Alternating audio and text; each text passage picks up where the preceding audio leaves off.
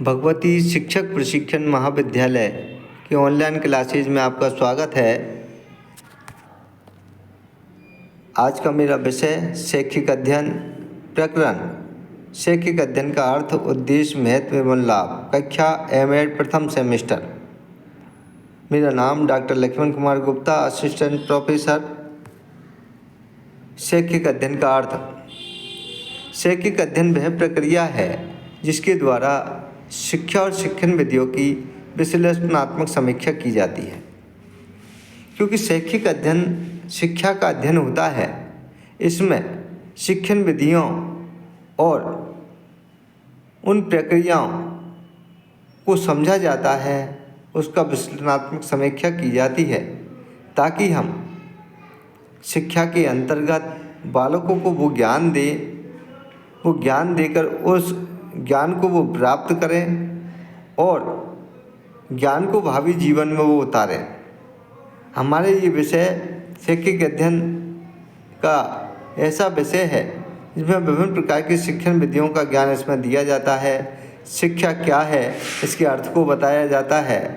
शिक्षा से सर्वांगीण विकास हम किस प्रकार से कर सकते हैं, शिक्षा के द्वारा भावी जीवन में हमारा शिक्षा किस प्रकार से उपयोगी है, ये सारी चीज़ें इसके अंतर्गत आती हैं। अगर हम शैक्षिक अध्ययन के उद्देश्यों की बात करें तो शैक्षिक अध्ययन के उद्देश्य शिक्षा की गुणवत्ता में सुधार लाने के लिए किया जाता है। शिक्षा प्रणाली की गुणवत्ता को बेहतर बनाने के लिए कि किस प्रकार से शिक्षा प्रणाली की गुणवत्ता को बेहतर बना सके, उनके उपायों का विश्लेषण करना होता है। क्योंकि शिक्षा की गुणवत्ता में सुधार शैक्षिक अध्ययन के उद्देश्यों के अंतर्गत चलता है। क्योंकि जब तक शिक्षा प्रणाली में गुणवत्ता को बेहतर बनाना नहीं बताया जाएगा, उन उपायों को नहीं बताएगा, उनका विश्लेषण नहीं किया जाएगा, तब तक शैक्षिक उद्देश्यों की प्राप्ति नहीं हो सकती। इसलिए हमें शिक्षा की गुणवत्ता में सुधार में शिक्षा प्रणाली की गुणवत्ता को बेहतर बनाने के लिए उपायों का विश्लेषण करना चाहिए। शिक्षण विधियों में नवाचार। शिक्षण विधियों में नवाचारों के अंतर्गत नई और प्रभावी शिक्षण विधियों का विकास और उन्हें लागू करना। आज हम देखते हैं शिक्षा के क्षेत्र में बहुत सी विधियां हमारी समक्ष आ रही है, नई नई तकनीकें आ रही है। उन तकनीकों और नवाचारों का प्रयोग करते हुए नई और प्रभावी शिक्षण विधियों का विकास हमें करना चाहिए, उन्हें लागू करना चाहिए। क्योंकि आज के युग के विद्यार्थी वो ज्ञान नई तकनीकी से ज्ञान लेना चाहते हैं। ये नई तकनीकी का ज्ञान उनको प्राप्त होता है, उन नवाचारों से उस ज्ञान को प्रसारित करते हैं कि उन्हें उन विधियों का प्रयोग करके उनको ये सारी चीज़ें बताई जाती हैं।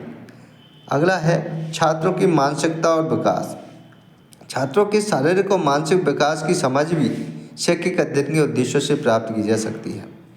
छात्रों की मानसिकता और विकास, छात्रों के शारीरिक विकास भी होना चाहिए और मानसिक विकास की समझ भी इसके अंतर्गत उत्पन्न की जाती है। जब छात्रों का शारीरिक विकास होगा और शारीरिक विकास के साथ साथ मानसिक विकास की भी समझ उसमें उत्पन्न होती है। स्वस्थ शरीर में स्वस्थ मस्तिष्क निवास करता है। हम मानते हैं कि जब तक हमारा शारीरिक विकास नहीं होगा तब तक मानसिक विकास नहीं हो सकता।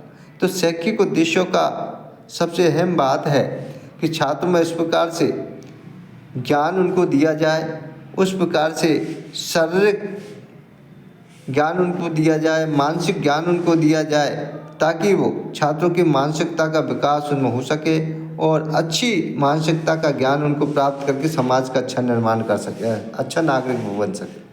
समाज में शिक्षा का प्रभाव। अगर समाज में शिक्षा के प्रभाव की बात करें तो समाज पर शिक्षा के प्रभावों का अध्ययन और इसके प्रभावशाली बदलाव हमें इसमें देखने को मिलते हैं। समाज पर शिक्षा के प्रभावों का अध्ययन भी इसके अंतर्गत किया जाता है और कई बदलाव इसमें हम ज्ञान के द्वारा कर सकते हैं। क्योंकि समाज शिक्षा पर निर्भर करता है। समाज पर शिक्षा के प्रभावों का अध्ययन ही हम नए नवाचारों के द्वारा अपना सकते हैं। समाज का विकास तब होगा जब अच्छी शिक्षा हम बालकों को देंगे। अच्छी शिक्षा से ही समाज का निर्माण होता है, राष्ट्र का निर्माण होता है। और ये शैक्षिक अध्ययन के उद्देश्यों से ही समाहित होता है। तो अगर हम शैक्षिक अध्ययन की बात करें तो शैक्षिक अध्ययन की महत्व को अगर हम एक एक करके देखें तो शिक्षकों के लिए मार्गदर्शन में बहुत ज़्यादा महत्व है ये इनका। शैक्षिक अध्ययन शिक्षकों को सही दृष्टिकोण और विधियाँ प्रदान करता है। आज हम शिक्षकों के लिए मार्गदर्शन देखें तो शैक्षिक अध्ययन शिक्षकों को सही दृष्टिकोण और विधियाँ प्रदान करता है, क्योंकि विभिन्न विधियों का ज्ञान एक अध्यापक में बहुत ज़रूरी होता है। अध्यापक में विधियों का ज्ञान होगा तभी वो छात्रों को, प्रशिक्षणार्थियों को बता पाएगा और शैक्षिक ज्ञान उनको दे पाएगा। इसलिए अध्यापकों को मार्गदर्शन में इन विधियों को प्रदान करना चाहिए। शैक्षिक अध्ययन शिक्षकों को सही दृष्टिकोण और विधियों को प्रदान करता है। छात्र उन विधियों को प्राप्त करें, छात्र उन विधियों को सीखें। हमारे शिक्षण में कई प्रकार की विधियाँ अपनाई जाती है, उन विधियों का वो ज्ञान प्राप्त करें। शिक्षा नीतियों का निर्धारण। शिक्षा नीतियों के निर्धारण में शिक्षा नीति बनाने में सहायता मिलती है, जिससे शिक्षा प्रणाली को बेहतर बनाया जा सकता है। आज नई नई अनुसंधानों के द्वारा, नए नए नवाचारों के द्वारा, नई नई मांग के अनुसार, नए पाठ्यक्रम के अनुसार, नए वातावरण के अनुसार, नए सामाजिक ढांचे के अनुसार शिक्षा नीतियाँ अलग अलग निर्धारित की जाती है, बदली जाती है। उन नीतियों के हिसाब से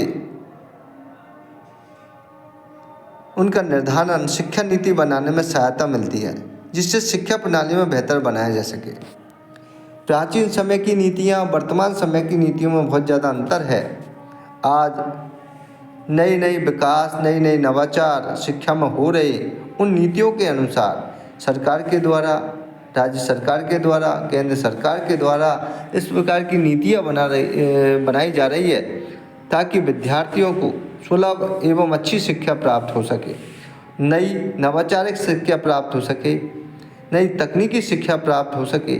ऐसी जो चीज़ें हैं, ऐसी जो नीतियाँ हैं, वो मांग के अनुसार की जा रही है। समाज में समावेशिता। समाज में विभिन्न वर्गों के लिए समान शिक्षा के अवसर सुनिश्चित करना। आज आप देखते हैं समाज में समावेशिता होनी चाहिए। शैक्षिक अध्ययन के महत्व में समावेशिता का विशेष ध्यान दिया जाता है। समाज के विभिन्न वर्गों के लिए समान शिक्षा का अवसर सुनिश्चित किया जाता है। सभी वर्गों को समान शिक्षा मिले, सभी को समान अवसर मिले, सभी को शिक्षा की व्यवस्था हो, सभी समाज के बालक बालिकाएं पढ़े, किसी से ऐसा विशेष भेद उनके द्वारा नहीं किया जाए, सभी वर्गों के बच्चों को समान अधिकार उनको मिले, शिक्षा का अवसर उनको मिले। ऐसे सुनिश्चित करने के लिए समाज में समावेशिता शैक्षिक अध्ययन के द्वारा ही किया जा सकता है। व्यक्तिगत और सामाजिक विकास। शैक्षिक अध्ययन से व्यक्तिगत और सामाजिक समृद्धि में योगदान मिलता है। आज हम देखते हैं व्यक्तिगत और सामाजिक विकास भी शैक्षिक अध्ययन के महत्व के अंतर्गत आता है। शैक्षिक अध्ययन से व्यक्तिगत और सामाजिक समृद्धि का योगदान मिलता है, क्योंकि बालक में जब ज्ञान होगा तो व्यक्तिगत विकास उसका होगा, सामाजिक विकास में समृद्धि आएगी, राष्ट्र के विकास और समाज में वृद्धि आएगी। तो हमें सामाजिक विकास उसको करना चाहिए, क्योंकि जब तक हम सामाजिक विकास नहीं करेंगे तब तक हम शैक्षिक अध्ययन के महत्व को सही प्रकार से नहीं अपना सकते। अगर हम शैक्षिक अध्ययन की लाभ की बात करें तो शैक्षिक अध्ययन के कई लाभ होते हैं। पहला लाभ है शिक्षा का सार्वभौमिक विस्तार। शिक्षा का सार्वभौमिक विस्तार में यह शिक्षा को अधिक पहुंचनीय और समावेशी बनाने में मदद करता है। शिक्षा सभी के लिए पहुंचे, शिक्षा सभी के पास जाए, ऐसी समावेशी शिक्षा बनाने में हम मदद करनी चाहिए। ये सबसे बड़ा लाभ शैक्षिक अध्ययन का माना गया है कि शिक्षा सभी को पहुँचे, सभी शिक्षा का लाभ सभी को मिले और सभी समावेशिता के रूप में शिक्षा सबको मिले। ये समावेशी बनाने में बहुत मदद करता है। दूसरा है शिक्षा सुधार। शिक्षा में सुधार के लिए भी हमारे कई लाभ शैक्षिक अध्ययन में बताए गए हैं। यह पुराने शिक्षा पद्धतियों में सुधार करता है।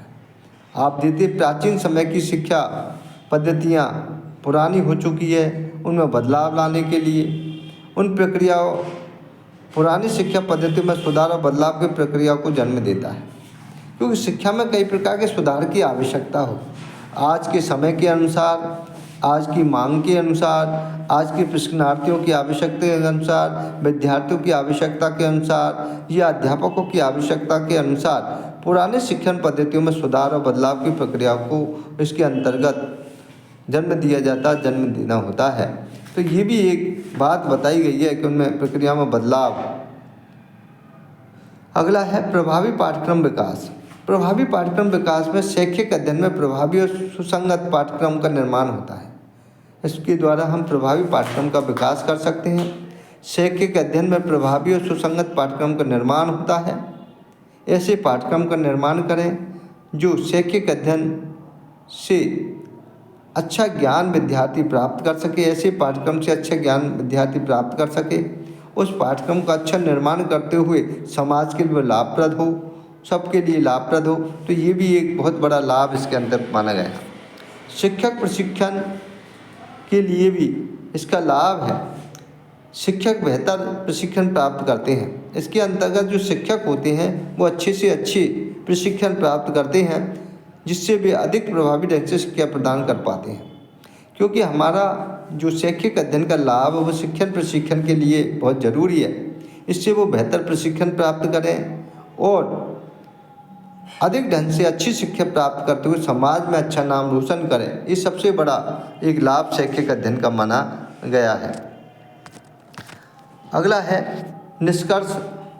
क्या निष्कर्ष निकलता है और भविष्य की क्या दिशाएं इसमें होती है कि हमारे शैक्षिक अध्ययन का जो ज्ञान हम दे रहे हैं बच्चों को, वो उसका क्या निष्कर्ष निकल के आ जाता है और भविष्य में इसका क्या लाभ इसमें होता है।